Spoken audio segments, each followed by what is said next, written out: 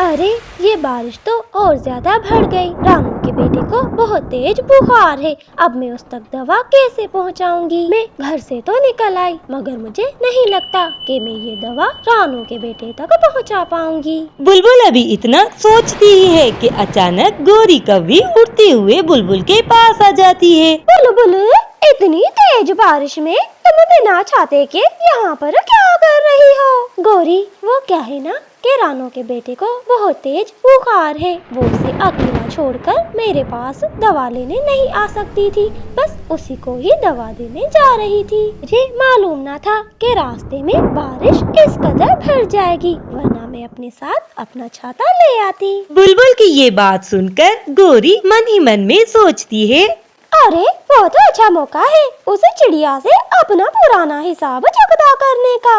अरे बुलबुल, तुम चिंता क्यों करती हो? लाओ लाओ, मुझे ये दवा दे दो। मैं भी तो रानू की पड़ोसन ही हूँ और मैं अपने घर ही जा रही थी। मैं रास्ते में रानू को ये दवा दे दी जाऊंगी। गौरी, तुम्हारा बहुत बहुत धन्यवाद। तुमने मेरी मुश्किल ही आसान कर दी, मगर याद से ये दवा रानू को दे देना, वो बहुत परेशान लग रही थी। कुकू का बुखार था कि उतरने का नाम ही नहीं ले रहा था। रानू चिड़िया बहुत ज्यादा परेशान थी। बुलबुल डॉक्टर को फोन किए हुए काफी देर गुजर गई है, मगर अभी तक वो नहीं आई। उन्होंने तो कहा था कि वो दवा लेकर जल्द मेरे पास पहुंच जाएंगी, मगर ना जाने क्या बात हो गई। इधर गौरी कौवी वो दवा रानू के घर ले जाने की बजाय अपने घर ले आती है। गौरी, ये क्या है तुम्हारे पास? क्या तुम्हारी तबीयत ठीक नहीं जो तुम ये दवा ले आई हो? तबीयत खराब हो मेरे दुश्मनों की? ये दवा तो बुलबुल डॉक्टर ने रानू चिड़िया के बेटे के लिए दी है और मैं इसे अपने घर ले आई। ये तो बड़ा नेकी का काम किया है तुमने। तो लाओ गौरी, ये दवा मुझे दे दो, मैं इसे रानू चिड़िया को दे आता हूँ। नहीं कालू, मैं ये दवा उसे नहीं दूंगी। होने दो परेशान उसे छोटी चिड़िया को, बड़ी सियानी बनी फिरती है। जब इसे तेज बारिश में दोबारा जाएगी बुलबुल डॉक्टर के घर दवा लेने, तो मजा आ जाएगा उस छोटी चिड़िया को। अच्छा, मैं भी सोचूं गौरी भला किसी के साथ अच्छाई कैसे कर सकती है। क्या कालू जी, क्या कहा आपने? कुछ नहीं गौरी, मैं तो बस इतना ही कह रहा था कि अगर तुम ये दवा चिड़िया के बेटे को दे देती तो अच्छा ही होता, क्योंकि तुम भी तो एक माँ हो। अच्छा अच्छा, अब मुझे मशवरे देना बंद करें। मुझे पता है कि मुझे क्या करना है और क्या नहीं। इधर काफी देर गुजर जाती है, मगर अभी तक बुलबुल डॉक्टर दवा लेकर नहीं पहुँचती। लगता है तेज बारिश के कारण बुलबुल डॉक्टर मेरे घर नहीं आ सकती। मुझे ही उनके घर जाना होगा, मगर मेरे पास तो छाता भी नहीं है। मैं क्या करूं? मुझे कबूतर भैया की मदद लेनी चाहिए। इतना कहकर रानू चिड़िया अपने घर से निकल पड़ती है। मौसम बहुत ज्यादा खराब था और बारिश भी बहुत तेज हो रही थी, मगर माँ चिड़िया मौसम की परवाह न किए बगैर कबूतर के घर पहुँच जाती है। इधर कबूतर खिड़की से ही रानू चिड़िया को आता हुआ देख लेता है। अरे रानू बहन, तुम इस तेज बारिश में सब खैरियत तो है? तुम बाहर क्यों खड़ी हो? आ जाओ, अंदर बैठकर बात करते हैं। कबूतर भैया, अंदर आने का समय नहीं है। कुकू की तबीयत बहुत खराब है। मुझे बुलबुल डॉक्टर के घर दवा लेने जाना है। क्या आप मेरे साथ चल सकते हैं? हाँ हाँ रानू, क्यों नहीं, मैं अभी चलता हूँ तुम्हारे साथ, मगर रुको, पहले हम छाता तो ले लें। रानू को छाता देने के बाद कबूतर और रानू दोनों दवा लेने निकल पड़ते हैं। रानू, क्या बात है? कुकू की तबीयत अब ठीक तो है? तुमने उसे मेरी भेजी हुई दवाई पिला दी? नहीं बुलबुल, कुकू का बुखार बिल्कुल नहीं उतरा। मैं आपसे दवा लेने ही तो आई हूँ। क्या? कुछ देर पहले ही तो मैंने गौरी कवि के हाथ वो दवा भेज दी थी। क्या गौरी कवि ने तुम्हें वो दवा नहीं दी? नहीं बुलबुल, गौरी कवि ने तो मुझे कोई दवा नहीं दी। मैंने तो सोचा शायद आप बारिश के कारण दवा नहीं लेके आई। रानू, मैं तुम्हें दवा देने घर से निकली ही थी कि बारिश बहुत तेज तेज हो गई, इसी कारण मैं तुम्हारे घर तक ना पहुंच सकी। ये सारी बातें कबूतर भी सुन रहा होता है। मुझे सब समझ आ गई है, ये सारा किया धरा गौरी का है। तुमने उसे दवा दी तो सही, मगर उसने दवा रानो तक नहीं पहुंचाई। रानो, मुझसे बहुत बड़ी गलती हो गई। जो दवा मैंने गौरी को दे दी, मुझे वो दवा गौरी को नहीं देनी चाहिए थी।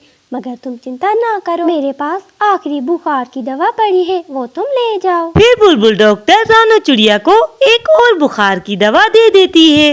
बुलबुल डॉक्टर से दवा लेने के बाद वो दोनों घर की तरफ वापस चले जाते हैं। घर पहुंचकर रानो कुकू को वो दवा पिला देती है। गौरी, बारिश बहुत तेज हो रही है, मगर अभी तक जग्गू घर को नहीं लौटा। मुझे तो जग्गू की चिंता हो रही है। कालू जी, आता ही होगा जग्गू, आप चिंता ना करें। मेरा जग्गू उस चिड़िया के बेटे की तरह इतना कमजोर थोड़ी है जो थोड़ी सी बारिश में बीमार हो जाएगा। इतने में कहीं से उड़ता हुआ जग्गू कौवा भी पहुंच जाता है। जग्गू, तुम इतनी देर कहाँ चले गए थे? मैं और तुम्हारे पापा बहुत चिंता कर रहे थे। मम्मा, मैं अपने दोस्तों के साथ बारिश में खेल रहा था कि अचानक ही मेरे सर में दर्द शुरू हो गया, इसीलिए मैं घर वापस आ गया और मुझे ठंड भी बहुत लग रही है। आप मुझे कंबल उड़ा दे। गौरी जल्दी से जग्गू को कंबल उड़ा देती है। कालू जी, जग्गू को तो बहुत तेज बुखार हो रहा है। गौरी, ये सब कुछ तुम्हारी वजह से हो रहा है।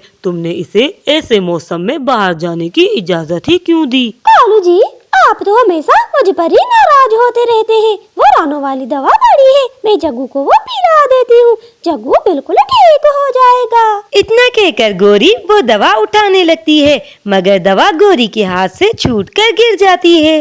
बोतल टूट जाती है और उसमें रखी हुई सारी दवा गिर जाती है। ये क्या कर दिया तुमने? सारी दवा तो गिर गई। अब हम जग्गू को क्या पिलाएंगे? कालू जी, ये मैंने जानबूझकर नहीं किया। दवा मेरे हाथ से छूटकर गिर गई, मगर अब क्या होगा? मेरे जग्गू का बुखार कैसे उतरेगा? इतना कहकर गौरी रोने लगती है। अच्छा, अब रोना तो बंद कर दो।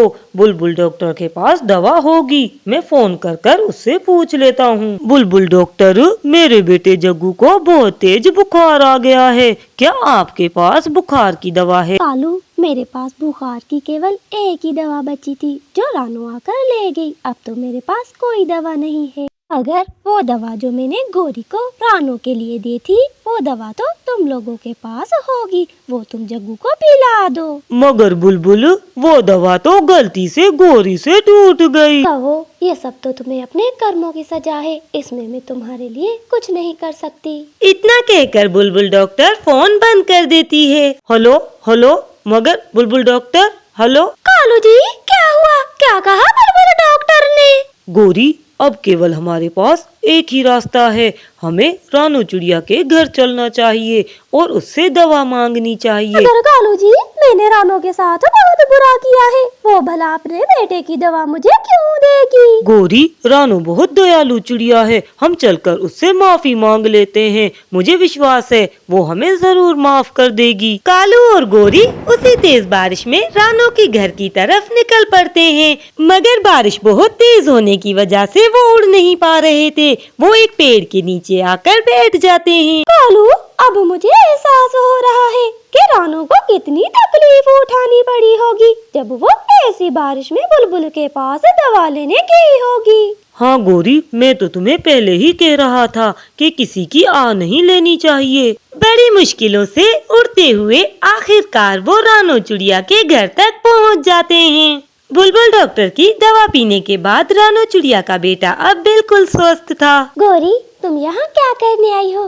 क्या ये देखने आई हो कि मेरा बेटा जिंदा भी है या मर गया? नहीं रानो बहन, ऐसी कोई बात नहीं। मैं तो तुमसे माफी मांगने आई हूँ, क्योंकि मुझे अपने किए की सजा मिल गई है। और फिर इसके बाद कालू रानो को सारी बात बता देता है। रानो क्योंकि बहुत अच्छे दिल की थी, इसीलिए वो उन्हें माफ कर देती है और उन्हें दवा दे देती है। कालू और गौरी दोनों खुशी खुशी वो दवा लेकर घर को वापस आ जाते हैं। मम्मा, उन्होंने आपके साथ इतना बुरा किया, मगर फिर भी आपने गौरी आंटी को वो दवा क्यों दी? बेटा, वो तो आपने सुना ही होगा कि बुरा करने वालों के साथ बुरा और अच्छा करने वालों के साथ हमेशा अच्छा ही होता है। अगर मैं उनके साथ वैसा ही करती जैसा गौरी ने मेरे साथ किया, तो मुझ में और गौरी में क्या फर्क रह जाता। अपनी मम्मा की ये बातें सुनकर कुकू मम्मा से कहता है, मम्मा आप बहुत अच्छी हैं। मैं बड़ा होकर बिल्कुल आप जैसा ही बनूंगा। ये सुनकर रानू चिड़िया बहुत खुश होती है।